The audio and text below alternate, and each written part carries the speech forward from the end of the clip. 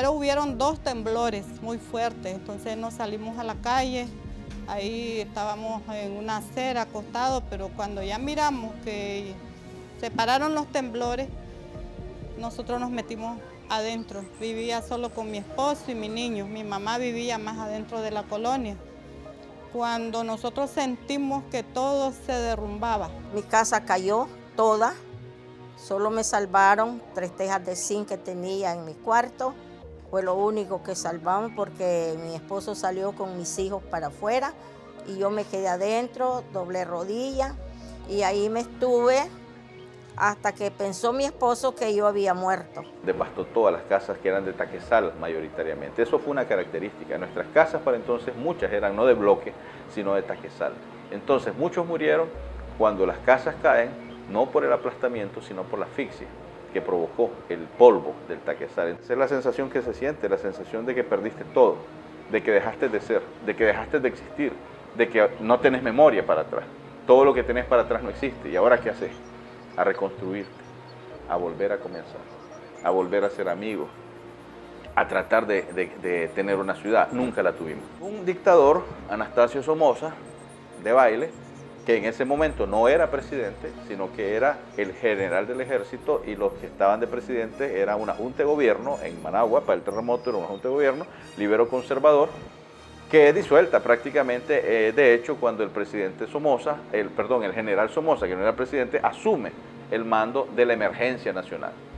Pero asumió el mando, y ojalá lo hubiera hecho con un espíritu altruista, con un espíritu de solidaridad humana, sino que lo asumió porque vio la gran oportunidad de su vida. Dijo, aquí la tengo. Managua destruida, estado de sitio en la capital, confiscación de los terrenos, 500 manzanas de tierra confiscadas, y únicamente la Junta de Reconstrucción, que él presidía, por supuesto, se iba a hacer cargo de la reconstrucción.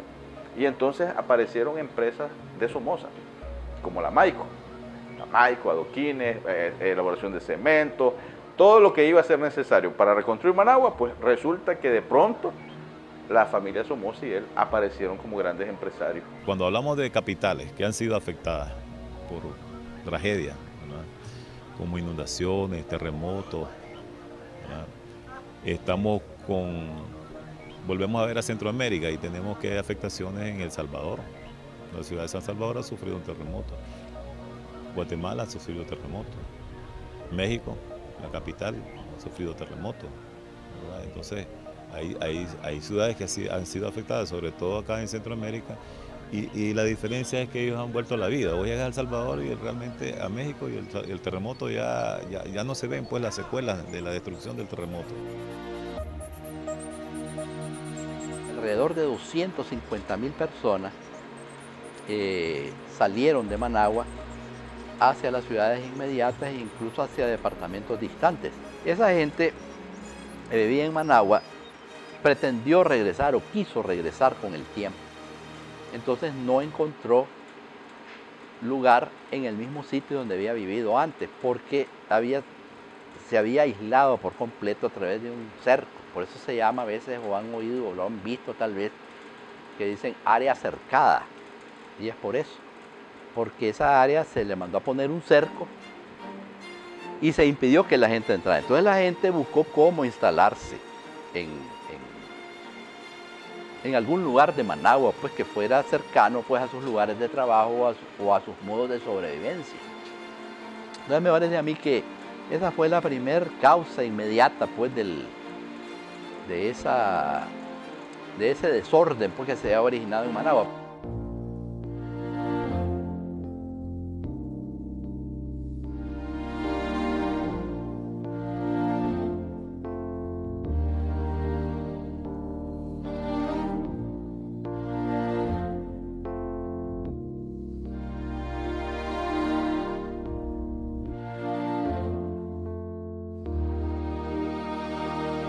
Casualmente la expansión de la ciudad pendiente arriba, ¿verdad?, porque Managua está en un plano inclinado, ¿no?, que tiene su base en el lago y que se proyecta hacia a lo que llamamos el piemonte o la base de la Sierra de Managua.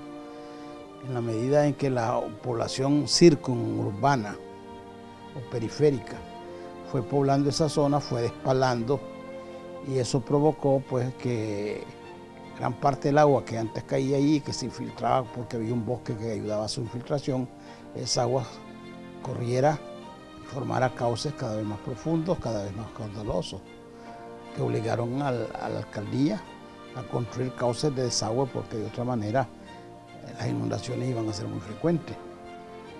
De manera tal que, digamos, ese es uno de los desastres, es que no hubo una planificación del desarrollo metropolitano de la ciudad. Incluso el terremoto nos dio una oportunidad de construir una nueva ciudad y no lo hicimos. La ciudad siguió creciendo en forma espontánea y desordenada y lo sigue siendo ahorita.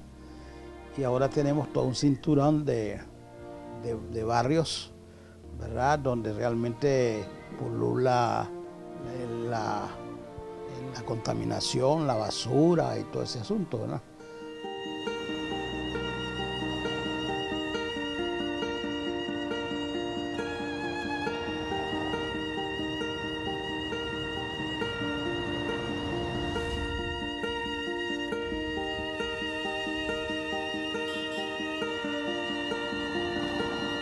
Pero después vinieron estudios, se hicieron varios estudios. Uno de ellos fue inmediatamente después del terremoto, que se hizo con ayuda de los mexicanos, unos técnicos mexicanos que vinieron a ayudarnos, que se llamó Plano Regulador para la Reconstrucción y Desarrollo de la ciudad de Managua.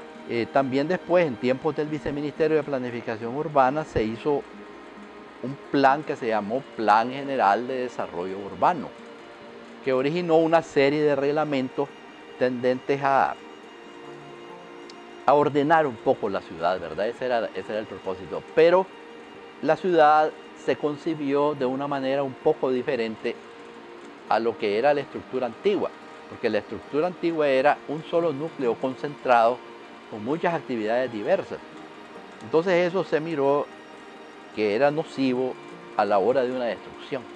Siempre ha existido ese plan. El problema es que pasó demasiado tiempo abandonado.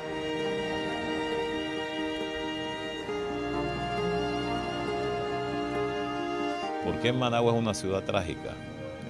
Yo diría que sí, desde este punto de vista, porque no es una ciudad para la gente, es una ciudad para los vehículos, pero la tragedia fue que alguien ha tomado esas decisiones.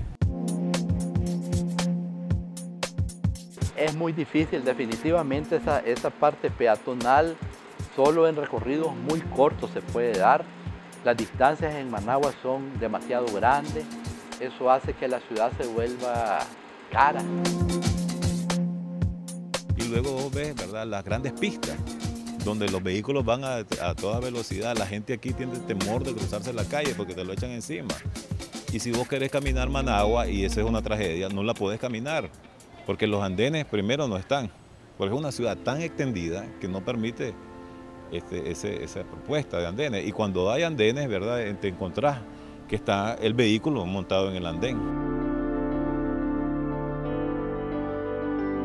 La ciudad está muy primitiva en materia de medio ambiente y eso desgraciadamente se va incrementando porque no ha habido, no digamos, una voluntad de buscar una solución, sino una educación para que cada uno de los ciudadanos sepa qué es lo que tiene que hacer.